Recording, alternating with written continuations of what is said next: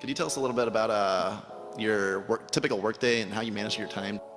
I'm on Think Week about 50 weeks a year. I work about 2. And you'd be surprised at my days. I mean, they're very unstructured, no meetings, none. I mean, I don't like meetings. And I read a lot. I wish I were a faster reader. I'd get more done, but I do read a lot, and I'm on the phone a moderate amount. Our businesses run themselves basically out there. My job is allocating capital, and that's what I'm thinking about. But I don't like to have things all packed hour to hour to hour. And Bill and I are both extraordinarily lucky. I mean, we really get to do what we like to do, the way we want to do it, with people that we choose to be around, and they're terrific. I mean, we've really got everything our way, and we're very fortunate. And in his world, he has a different kind of pace than I have, but we both love it the way we do it. And my guess is that we're each the most productive in that particular mode too, because it fits our personalities and aptitudes.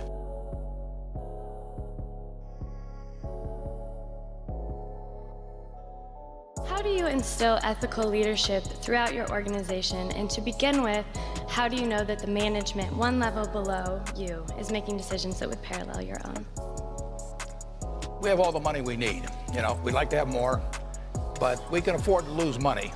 But we can't afford to lose reputation, not a shred of reputation. And therefore, I ask the managers, I ask them to judge every action they take, not just by legal standards, although obviously that's the first test, but also by the test, what I call the newspaper test. How would they feel about any given action if they knew it was to be written up the next day in their local paper, to be read by their family, by their friends, by their neighbors, written by a smart but kind of unfriendly reporter. And if it passes that test, it's okay. And I tell them if anything is close to the lines, it's out. And they can always call me if they wanted to check something. But if they call me, there's something wrong with it probably anyway. So, and that's about it.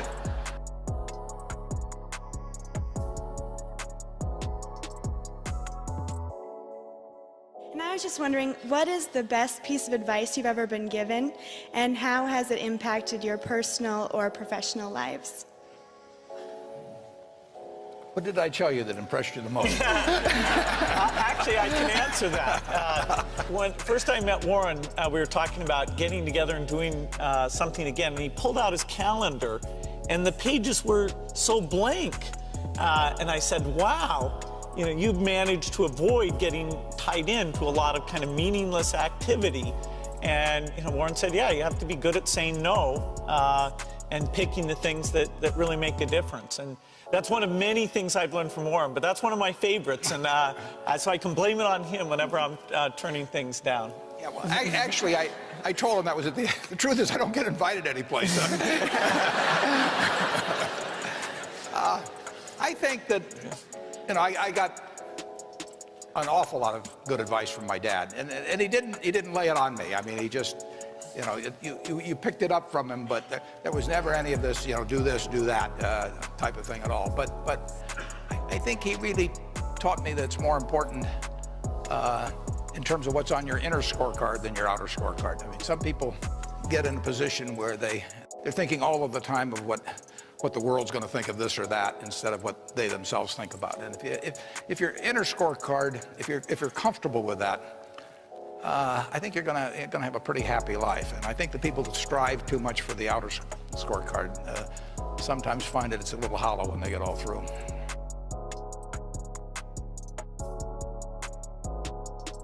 I'd like to know, we all consider you to be the financial business experts, and we look to you and follow your lead. But when you need advice and feedback about an idea or decision, I'd like to know, who do you go to? Well, usually I look in the mirror, to be perfectly honest.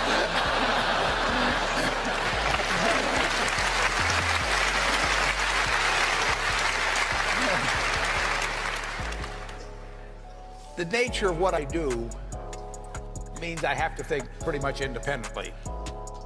Because if I take a poll, in effect, I'm going to do what everybody else is doing, and I don't think much of that usually in investments. And so I have to have an environment, I have to have a temperament personally that lets me think for myself.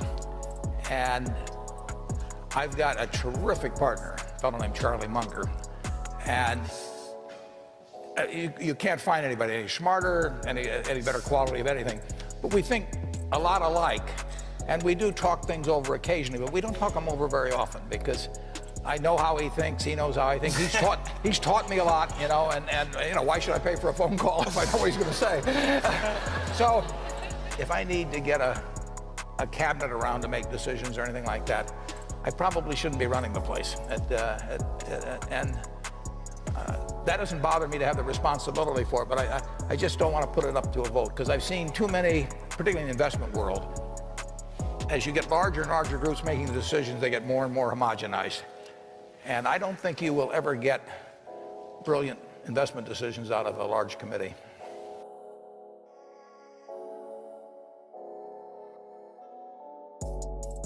You both have several managers working under you, so I was wondering what are some steps that a new entrant into the job market can take to accelerate their journey towards an upper level management position? Yeah, well, one thing I will tell you that I didn't realize when I was getting out of school is how much the unusual person will jump out at you. I mean, you know, and it isn't because they got 200 IQs or anything like that. It's really because of just how they behave, you know, what they bring, the energy they bring, the commitment they bring, the quality of how they do things, how they treat the people around them, all kinds of things. But you will jump out much more than you might anticipate. One of the things you would want to be sure to do is, whether you like it or not, get very comfortable, it may take a while, with public speaking, for example. I mean, that's an asset that will last you 50 or 60 years, and it's a liability if you don't like doing it or are uncomfortable doing it. That also will last you 50 or 60 years, and it's a necessary skill. But a lot of the skills are just human skills. If you get the best out of people around you, that's a rare talent, and it doesn't correlate with IQ. It correlates with an attitude toward the world and toward other people. And it's a talent that if you work at early and you're really conscious about it, you know, you don't have to show up other people. You know, you don't have to be smarter than they are or anything else. You want to bring out the best in them. It will pay huge dividends.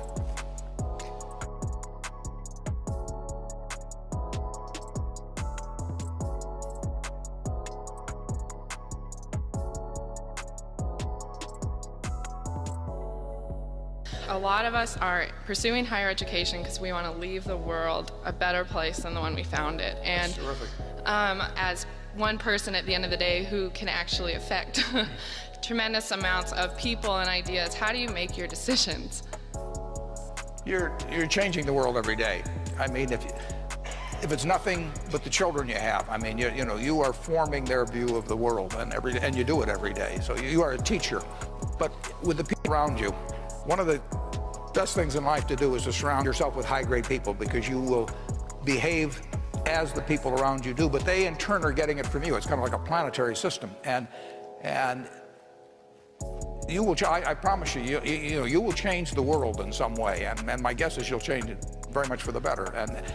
But you can't expect to see something dramatic. I mean, it's not one of those Shazam moments or something of the sort.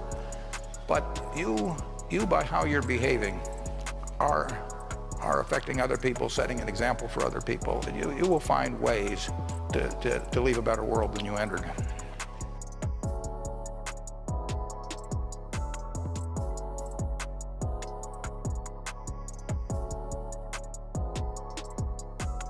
When you were just beginning your career, what sort of things do you think made a big impact in your success? What habits did you develop, and kind of what sort of things could you pass on to us as younger people? The habits you develop, and I go back to the other thing, is have the right heroes. I mean, I've always been lucky in that respect. And if the people you look up to are going to form your vision of what the world, how you want to be in later life. And I'll give you two pieces of advice. I'd invest as much in myself as you can. I mean, you're your own biggest asset by far. I mean, you've got all kinds of potential. All the people in this room, you're lucky to be in this country, gotten a good education, but most people go through life using up a very, very small part of their potential. And so anything you do that invests in yourself, that's the best investment you can possibly make. And then I would follow my passion. I mean, whatever turns you on. You know, I was lucky. I found something early that turned me on. But you don't want to take a job just for the money.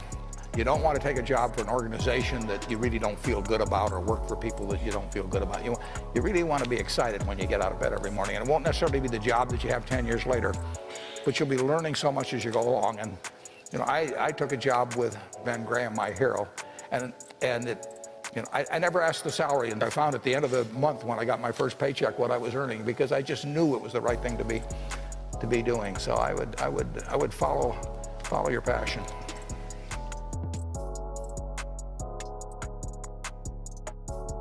Obviously, as a public, what we hear most about are your successful investing in ventures. I was just wondering, what would you consider to be the worst investment you've ever made?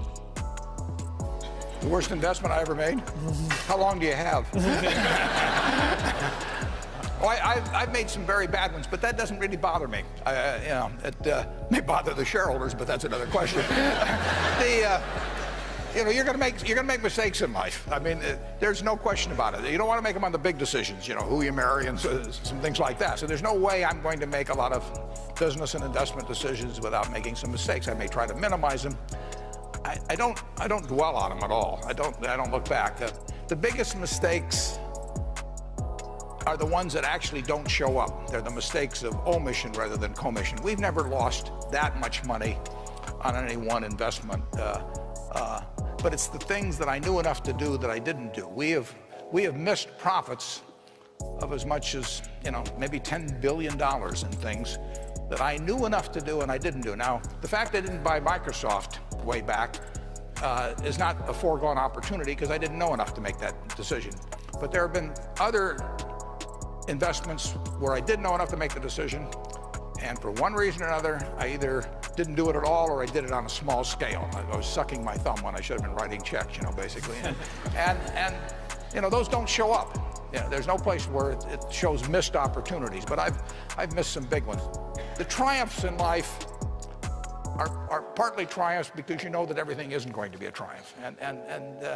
I would never get too hung up on mistakes. I know a lot of people that really agonize over them, and it just isn't worth it. I mean, tomorrow's another day, and you live it forward and just go on to the next thing.